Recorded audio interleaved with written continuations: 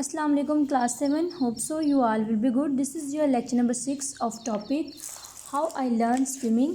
As in the previous lecture we have discussed the questions. Today we will discuss analysis of a paragraph, means how much elements of a paragraph and how can you identify the elements of a paragraph. We will discuss the elements of paragraph one by one. The first thing is definition, means a paragraph is divided into 5 to 6 parts और first one is definition. जैसे कि हम देख सकते हैं यहाँ paragraph हमें provide किया गया है. अब उस पैराग्राफ के अंदर जो 6 एलिमेंट्स हैं उनको आइडेंटिफाई किया गया हुआ है.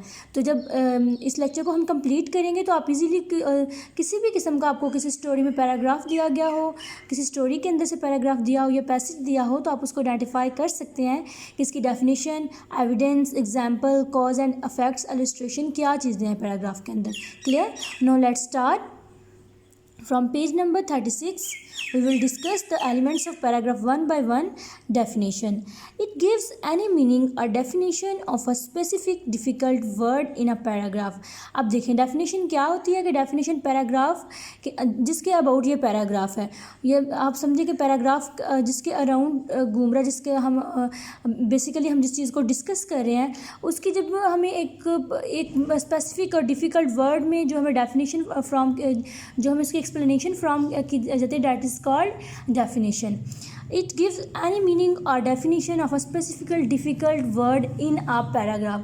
कोई भी किस्म का डिफ़िकल्ट या स्पेसिफिक वर्ड हो जिसको हम अंडरस्टैंड ना कर पा रहे हो, उसको जब हम 1 या 1.5 लाइन में डिस्क्राइब करेंगे, डेफिनेशन इतनी लाइन की होती है ना, तो वो फिर उससे हमें वर्ड क्लियरली समझ आ जाएगा ये टर्म क्या है. बेसिकली जिस वर्ड की हम डेफिनेशन कर रहे हैं, लिख रहे हैं, वो टर्म्स होती हैं. क्लियर? जैसे यहाँ दिया गया है फोबिया. फोबिया क्या है? जब इसको हम डिस्क्राइब करेंगे कि फोबिया ये चीज़ है, तो वो उसकी क्या कहलाएगी? डेफिनेशन. अब ये पैराग्राफ जो है इसके जो हम हाउ आई लर्न स्विमिंग, जब हमने पैराग्राफ पढ़ा, स्टोरी पढ़ी थी, उसके अंदर जो है सारी स्टोरी किसके गिर्द घूम रही थी? उस लड़के के गिर्द जो कि जिसको फियर था किस चीज़ का? उसको फोबिया था वाटर का. ठीक है, एक्वाफोबिया था, फियर ऑफ वाटर था, उसे पानी से डर लगता था. तो किस तरह उसने अपने फियर को ओवरकम किया, वो सारा जो है हमने पैसेज के अंदर, स्टोरी के अंदर पढ़ा ना, लेसन के अंदर अपने. अब अगर ये पैराग्राफ हमें प्रोवाइड किया गया है तो इसमें भी एक स्पेसिफिक चीज़ को डिस्कस किया गया है जो रिलेटेड टू द टेक्स्ट है. Different people may have different phobias. पहले उसने यहाँ से स्टार्ट किया है कि बहुत से लोग जो होते हैं उन्हें डिफरेंट फोबियाज़ होते हैं. अब उस फिर हमें नेक्स्ट क्या करेगा? फोबिया की डेफिनेशन बताएगा कि व्हाट इज़ फोबिया. अब phobia is an irrational sort of fear it can cause avoiding and panic.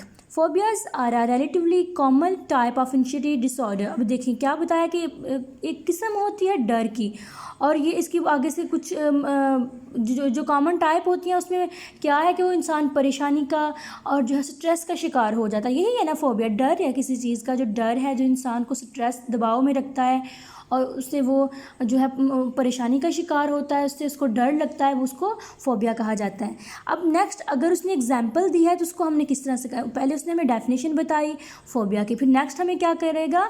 Example बताएगा. एग्जांपल बताएगा तो मीन्स कि अगर हमें कोई चीज़ समझ नहीं आ रही है, पढ़ने से समझ नहीं आ रही है, जब हम उसको प्रैक्टिकली उसकी कोई एक्टिविटी करते हैं, परफॉर्म करते हैं या उसके एग्जाम्पल पढ़ते हैं, तो हमें क्लियरली उसकी समझ आ जाती है. I could not swim as I had aquaphobia, that is fear of water. The reason was, अब इसमें देखें एग्जाम्पल क्या दी है? I could not swim as I had aquaphobia, that is fear of water. अब उसकी एग्जाम्पल पहले उसने जब डेफिनेशन बताई कि फोबिया क्या है? फियर है. तो फिर हमें आगे नेक्स्ट वो क्या बता रहा है कि किस फियर किया, जब उसने डिस्क्राइब करने के बाद हमें बता रहा है कि जब आपको डर होगा किसी चीज़ के, आप उसके पास जा नहीं सकेंगे, आपको उसके पास जाने से खौफ आएगा, आप दबाव का शिकार होंगे अगर आप उस चीज़ को देख लेंगे. तो वो क्या कह रहा है? मैं तैर नहीं सकता क्योंकि मुझे पानी का डर है. ये हमारी होगी एग्जाम्पल. नेक्स्ट है कॉज एंड इफेक्ट, कि ये फोबिया उसने बताया पहले क्या है, फिर उसने एग्जाम्पल दी. अब वो कॉज एंड इफेक्ट के ज़रिए हमें बताएगा कि उसको फोबिया हुआ किस तरह से था. Clear?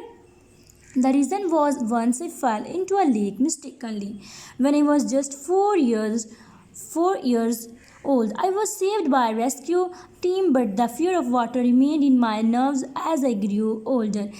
My father helped a lot in this regard. He made me get out of the fear of water. I learned swimming afterwards and overcome my fear. अब देखिए कॉज और इफेक्ट उसने दोनों बताए.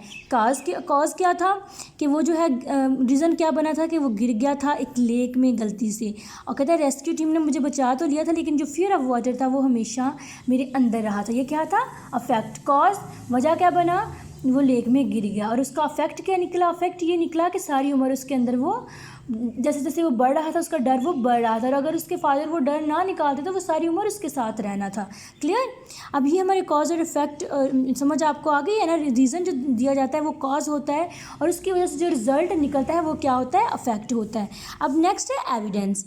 एविडेंस और एग्जाम्पल्स और the famous words, ideas and facts copied from the sources. They have been studied during the research of any topic. अब इसमें क्या है? एविडेंस क्या होते हैं? एग्जाम्पल्स होती हैं या फेमस वर्ड्स होते हैं, आइडियाज़.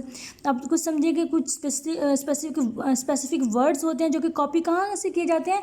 डिफरेंट सोर्सेज से. मीन्स किसी को कोई चीज़ अंडरस्टैंड करवाने के लिए. They have been studied during the research. किसी भी टॉपिक की आप रिसर्च कर रहे हो तो आप उसके ड्यूरिंग जो है इनको पढ़ते हैं. Then I came to know that nothing is impossible. अब ये देखें यही चीज़ निकली ना. उसने क्या कहा कि कॉज एंड इफेक्ट के बाद जब उसने फियर अपने को ओवरकम कर लिया तो उसने रिजल्ट क्या निकाला?